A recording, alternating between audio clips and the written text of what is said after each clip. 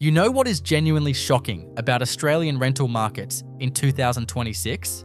While renters in Sydney and Melbourne are paying $600 to $800 weekly for basic apartments, there are actual cities where rent has completely collapsed to $150 to $250 weekly. These are not rural shacks, not caravans. These are actual houses and apartments in functioning cities with populations of 5,000 to 30,000. For context, the median Sydney rent is around $650 weekly. Melbourne is $550. Brisbane is $520.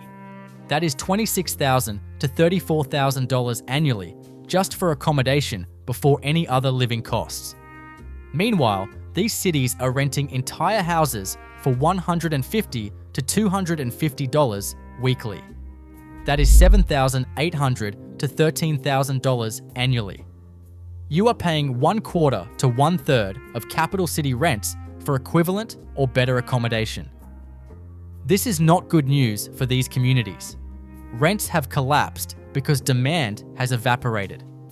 Mining booms ended, industries declined, populations fled, and economic activity contracted. These are not thriving markets with affordable rent produced by good policy. They are struggling markets where nobody wants to live, and landlords cannot fill properties. But if you can work remotely, if you are retired, or if you do fly in, fly out work and need cheap base accommodation, these collapsed rental markets offer opportunities to slash housing costs dramatically while living in actual functioning cities, not ghost towns. I researched current rental listings extensively. I contacted agents managing properties, verified actual rental prices rather than relying on old listings, and talked to people renting in these markets about real availability and landlord desperation. These 15 cities have rental markets that have genuinely collapsed, with houses available from $150 to $300 weekly. Some markets are completely oversupplied, with landlords effectively begging for tenants. In others, demand is so weak that negotiating below advertised prices succeeds easily. Let's break down where Australian rental markets have completely collapsed and what that means for potential tenants. At number 15, Karratha, Western Australia. Pilbara Iron Ore City, where rent collapsed from boom peaks of $2,000 per week to current $180 to $300 per week for houses. Population approximately 16,000, down from a boom peak of 25,000, about 1,500 kilometers north of Perth, in the iron ore region. Houses that rented for $1,000 to $2,000 per week during the mining boom now rent for $180 to $300 per week. 3 and 4 bedroom brick homes in established suburbs. Air conditioning is standard. Many properties built for the boom now sit partially empty. Karratha still has comprehensive services, including a hospital with an emergency department, a shopping centre with major retailers, schools at all levels, and sports facilities. The city infrastructure remains despite population decline. For $180 to $300 per week, you can rent a proper house in a functioning city. A Sydney equivalent costs $650 per week. You are paying 28 to 46% of Sydney rent for better accommodation. The iron ore industry still operates, but at reduced employment levels. The boom ended, the population contracted, and a massive oversupply of housing remains. Landlords are desperate for tenants, and they negotiate readily. Number 14, Port Hedland, Western Australia.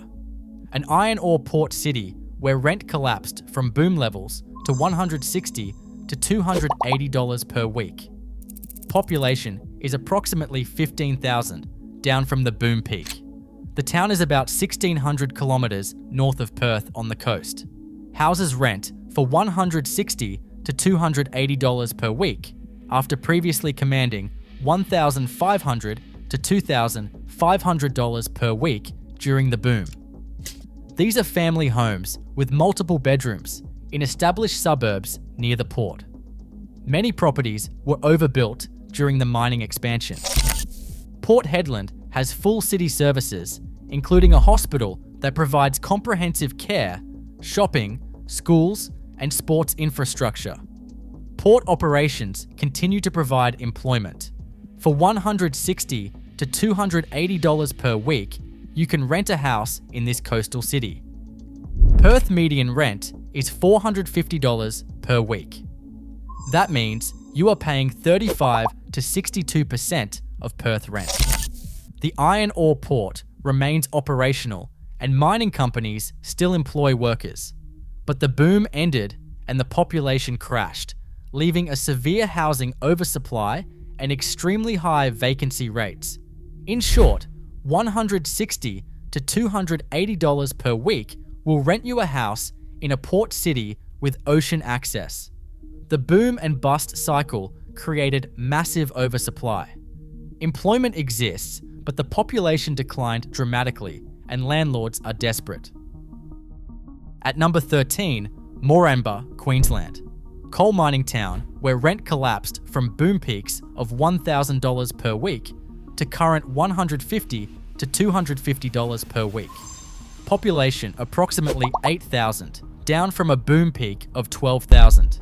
It is about 200 kilometers from Mackay in the Bowen Basin. Houses rent for $150 to $250 per week. During the boom, similar houses rented for $800 to $1,200 per week.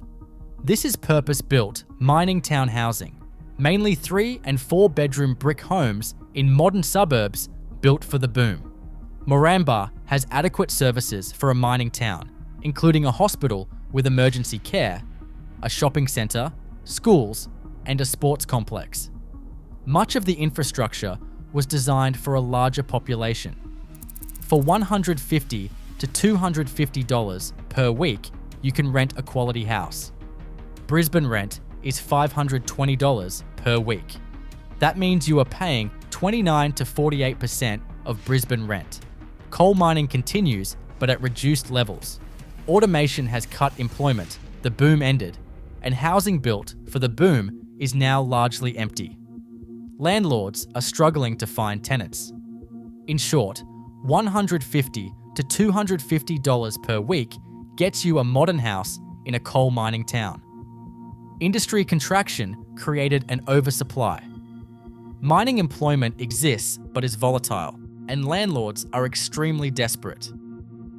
Number 12 is Blackwater, Queensland, a coal town where rents have collapsed to between $120 and $200 per week. Population is approximately 5,000, down from a boom peak of 8,000. It is about 200 kilometers from Rockhampton. Houses in town rent at that range.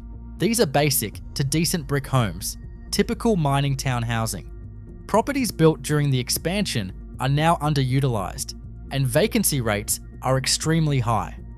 Blackwater has basic services, a medical centre, shopping including a supermarket, schools, and maintained sports facilities. By comparison, the Brisbane median rent is $520 per week. In Blackwater, you are paying 23 to 38% of Brisbane rent. Coal mines still operate, but employment has been contracted and industry volatility creates uncertainty. Population declined steadily, and industry decline produced severe oversupply. Housing is inexpensive, and landlords are more willing to accept reasonable tenants, but local jobs are precarious. Visit first, verify listings, and keep an exit plan before relocating. At number 11, Emerald, Queensland, a mining and agricultural service town where rent dropped to $180 to $280 per week. Population approximately 14,000, stable, but rental demand is weak. It is about 270 kilometers from Rockhampton. Houses rent for $180 to $280 per week. Family homes are in established suburbs. 3-bedroom brick homes are standard. Many properties were built during earlier, stronger economic times. Emerald has comprehensive services, including a hospital with an emergency department, a shopping centre, schools at all levels, and sports facilities. The local economy is based on agricultural work and mining services. In Brisbane, typical rent is $520 per week. At $180 to $280 per week, you are paying 35 to 54% of Brisbane rent. Mining services and agriculture provide the economic base, but both sectors have contracted. Rental demand weakened significantly, and landlords reduced prices to maintain occupancy. Services remain functional. The rental market favours tenants heavily. Number 10. Gladstone, Queensland. The industrial port city where rents weakened to $250 to $350 per week for houses in certain suburbs. Gladstone and rent have softened. The population is approximately 33,000 and stable. Gladstone is about 500 kilometres north of Brisbane, on the coast. Houses in older suburbs and outer areas, typically 3-bedroom homes, rent in that $250 to $350 per week range. These are established areas away from newer developments. Gladstone has comprehensive city infrastructure. There is a hospital with full services, major shopping centres, and schools at all levels. The city also hosts an industrial port and liquefied natural gas facilities. Hospital services are available. For $250 to $350 per week, you can rent a house in this coastal industrial city. The Brisbane median rent is $520 per week, so you are paying 48 to 67% of Brisbane rent. Coastal living at a reduced cost. Industrial employment remains stable, but the construction boom has ended. Oversupply from the boom period persists, so the rental market is soft and there is negotiating room for tenants. In short, $250 to $350 per week for houses in a functioning industrial city with beaches. Post-boom oversupply pushed rents down. Employment exists, but there are trade-offs to consider before relocating. At number 9, Mount Isa, Queensland, a remote mining city where rents dropped to $150 to $250 per week. Population approximately 18,000 people. About 900 kilometres inland from Townsville. Houses rent for $150 to $250 per week. The suburban housing stock includes homes with 3 or 4 bedrooms, built for a larger workforce. Mount Isa has full city services, including a hospital offering comprehensive care, shopping centres, schools at all levels, and sports facilities. Mining operations continue. For $150 to $250 per week, you can rent a house in a functioning city. Brisbane rent averages $520 per week. That means you are paying 29 to 48% of Brisbane rent. Mining employment continues, but automation has reduced the workforce. Extreme remoteness limits population growth, and rental demand is weak. Landlords struggle with vacancies.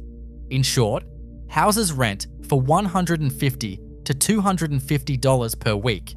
Mining continues with reduced employment. Remoteness limits demand, and tenants have significant negotiating leverage. Number 8. Rockhampton, Queensland. Regional city where certain suburbs rent houses for $280 to $380 per week. Population approximately 80,000 people and stable. About 600 kilometres north of Brisbane. Houses in outer suburbs and older areas rent for $280 to $380 per week. These are established suburbs away from newer developments. Typical homes are 3-bedroom houses that are functional. Rockhampton has full regional city infrastructure, including a hospital that provides comprehensive services, major shopping centres, a university campus, schools at all levels, and cultural venues. For $280 to $380 per week, you can rent a house in an actual regional city. The Brisbane median is $520 per week. That means you are paying 54 to 73% of Brisbane rent. Economic growth is slow, and the rental market remains soft in many suburbs. Vacancy rates allow tenant negotiation. A regional city with weak rental demand creates opportunities.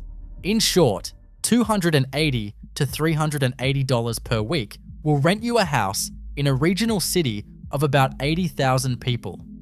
Slow growth has created a soft rental market, while the city still offers full amenities at reduced cost. At number 7, Bundaberg, Queensland. Coastal city where houses in certain suburbs rent for $280 to $350 per week. Population approximately 70,000, stable. It is 350 kilometers north of Brisbane on the coast. In older, established suburbs, 3-bedroom houses near the coast typically rent for $280 to $350 per week. Some properties are hard for landlords to fill. Bundaberg has comprehensive services, including a hospital with full departments, major shopping centres, schools and TAFE, and beach access. The local economy is based on agriculture and tourism. For $280 to $350 per week, you can rent a house in a coastal city. By comparison, Brisbane rent is $520 per week. You are paying 54 to 67% of Brisbane rent. The agricultural sector faces challenges and tourism is seasonal. The rental market remains soft with significant availability. That creates opportunities for coastal living at reduced rental costs. $280 to $350 per week will get you a house in a coastal city with beaches. The soft market creates negotiating power and a beach lifestyle at a fraction of Gold Coast costs.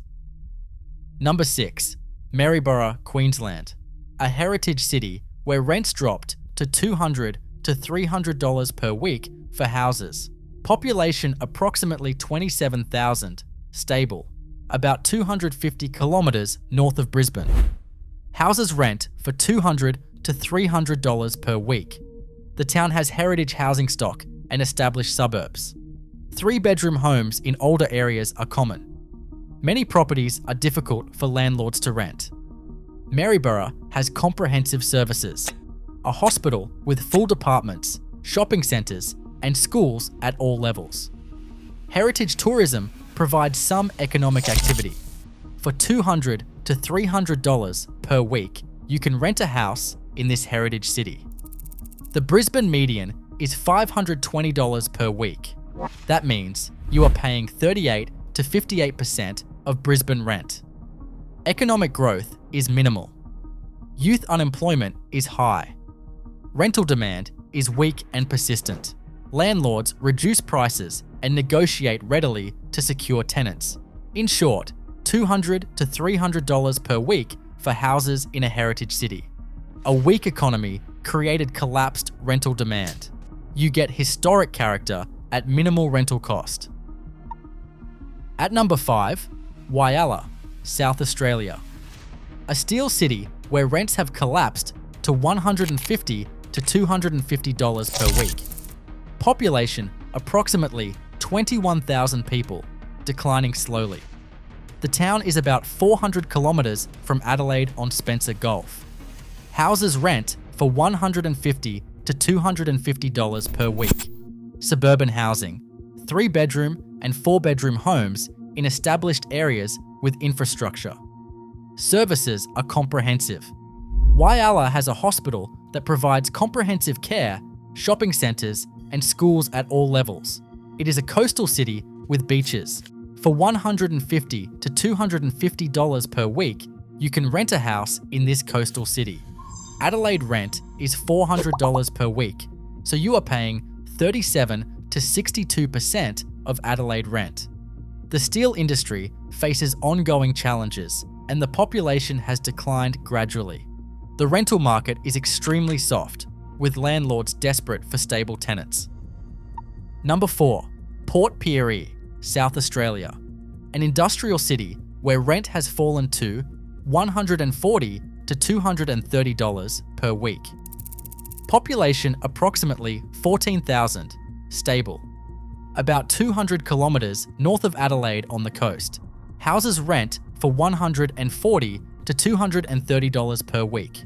Family homes, 3-bedroom properties in established suburbs throughout the city.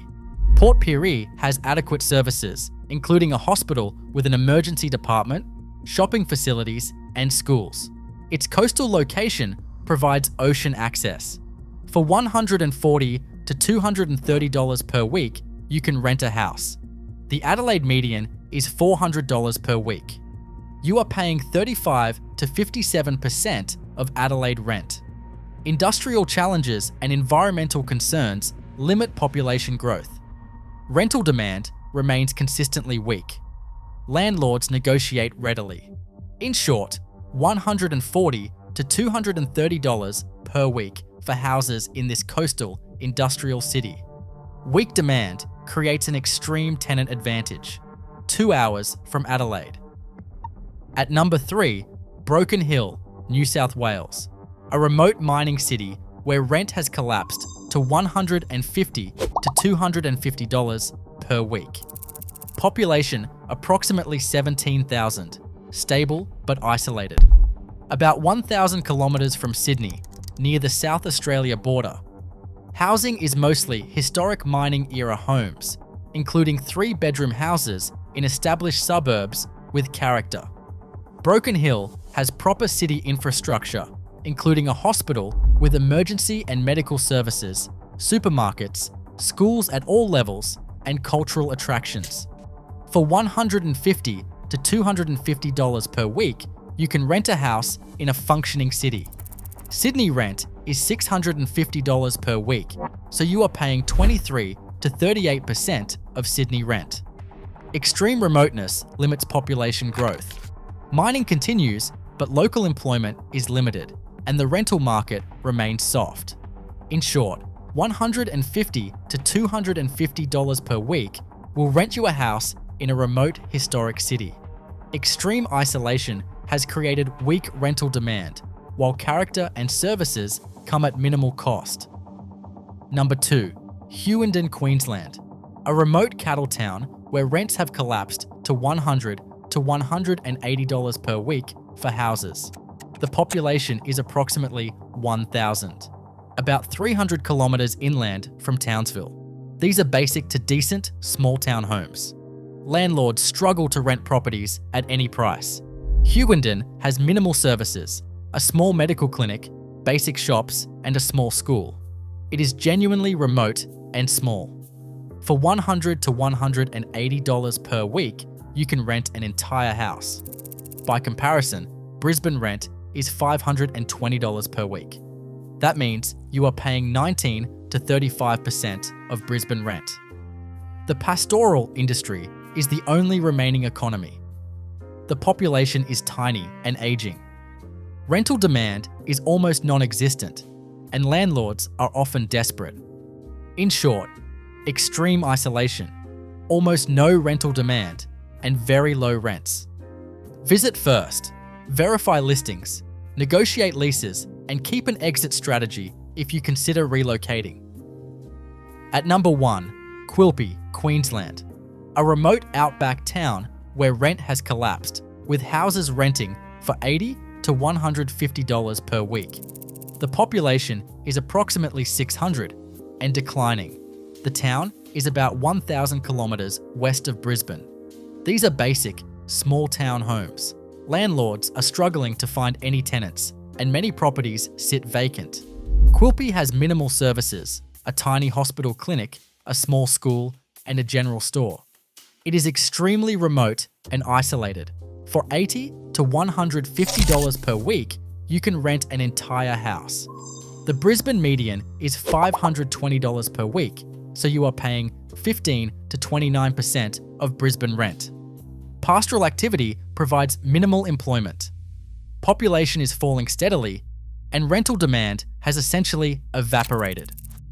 In short, $80 to $150 per week for houses in a remote outback town. Collapsed demand means landlords will often accept tenants immediately. Extreme isolation, but extreme affordability. So there you have it, 15 Australian cities where rental markets have completely collapsed. Let's be brutally honest, this is not a success story. Collapsed rents reflect economic struggles, population decline, and evaporated demand. These cities are facing genuine challenges. The mining boom and bust cycle devastated rental markets in Karratha, Port Hedland, Moranbah and Blackwater. Properties built for boom populations of 25,000 now house 15,000 or less. Massive oversupply persists years after booms ended. Landlords who bought investment properties at the peak are underwater and desperate. Industrial cities like Whyalla and Port Pirie face ongoing economic strain. Steel and smelter industries struggle. Young people leave for opportunities elsewhere. Populations age or decline, and rental demand weakens chronically. Regional centres like Rockhampton, Bundaberg and Maryborough have slow economic growth, creating soft rental markets. They are not collapsing, but demand is weak enough that landlords cannot command premium rents. Remote towns like Hughenden and Quilpie have almost no rental demand because populations are tiny and declining. Properties sit vacant because nobody wants to live there. But for certain people in specific situations, these collapsed rental markets create genuine and substantial financial opportunities. Remote workers earning city wages can slash housing costs from $30,000 per year in capital cities to $8,000 per year in these towns. That is $22,000 in pure savings each year. Over 5 years, that is $110,000 saved and invested. Over 10 years, $220,000 plus investment returns. Fly in, fly out, workers using these towns as base accommodation between shifts can pay minimal rent while earning six-figure mining incomes. Living in Karratha or Port Hedland for $180 per week while earning $130,000 per year in the mines creates extreme savings acceleration. Accommodation costs are $9,360 per year while earning $130,000. If total living costs are $20,000, including accommodation, you are saving $110,000 per year after tax. Over 3 years, that is $330,000 accumulated. Retirees with modest pensions or superannuation can make limited money last dramatically longer through reduced accommodation costs. Paying $150 per week instead of $500 per week in capital cities saves $18,200 per year. For someone on an age pension of $28,000 per year, that difference is enormous. That is pension money going to actual living, food, and activities instead of enriching landlords. The quality versus cost equation is genuinely favorable in objective terms. You are renting 3 or 4 bedroom houses with yards, garages, and space for what capital city tenants pay for cramped basic apartments. The accommodation is objectively better in terms of space and amenities. The locations are simply less desirable due to remoteness and economic risk. Services and infrastructure vary dramatically between these towns. Places like Karratha, Port Hedland, Gladstone and Mount Isa have comprehensive infrastructure built during boom periods. Proper hospitals with emergency departments and resident specialists. Major shopping centres with Coles and Woolworths and specialty retailers. Schools at all levels, including high schools and sometimes TAFE campuses. Sports facilities, including pools, ovals, and gyms. They are functioning cities despite rental market weakness and population decline. Smaller regional centres like Rockhampton, Bundaberg and Maryborough have full city services maintained by stable populations. Universities or TAFE campuses. Cultural venues and galleries. Restaurant and entertainment options beyond just pubs. They function as proper regional cities. Smaller towns like Hughenden and Quilpie have genuinely minimal services. You are isolated with basic amenities only. Tiny medical clinics operate with limited hours. Small general stores have limited stock. Basic schools have small enrollments. You are accepting genuine isolation and limited services. But the rent is genuinely and dramatically cheap. The employment situation matters enormously. Mining cities still offer employment, albeit reduced from boom levels. Industrial cities have jobs, but are facing challenges. Remote towns have almost no employment beyond the pastoral industry. Employment availability varies wildly. For remote workers, the employment situation is irrelevant. You are earning income externally. The weak rental market is a pure advantage. The lifestyle trade-offs are significant. These places are remote from capital cities. Cultural and entertainment options are limited. Social circles are smaller. Specialist medical care requires travel. You are trading urban convenience for financial advantage. Trade-offs are real. The financial transformation is real. Someone earning $60,000 remotely, paying $450 per week in Brisbane, spends $23,400 annually on housing. Move to Moranbah at $150 per week, and housing costs drop to $7,800. That is $15,600 saved annually. Over 10 years, that equals $156,000 in savings. The negotiating power tenants have in these collapsed markets is extreme and unprecedented. Landlords are genuinely desperate for stable tenants. Vacancy rates are extraordinarily high, with properties sitting empty for months or even years. Properties accumulate costs while vacant. You can negotiate substantially below advertised prices in most cases. You can demand maintenance and improvements as conditions of signing a lease. You can secure long-term leases at fixed rates, protecting you from increases. You can negotiate flexible terms, like reduced notice periods or break clauses. Negotiating power is huge. In normal markets, landlords have power. In these collapsed markets, tenants have enormous leverage. Use it. Do not accept advertised prices without negotiating. Request property inspections and demand repairs. Secure favorable lease terms. The power dynamic has completely reversed. The risks include further economic decline, service reductions, continued population loss, and the potential for even lower rents that make your lease seem expensive. But compared to capital city rental stress, these are manageable risks. Before moving to any of these cities, visit extensively. Understand isolation realistically. Verify employment if you are relying on local work. Test whether services meet your needs. Talk to current residents about daily challenges.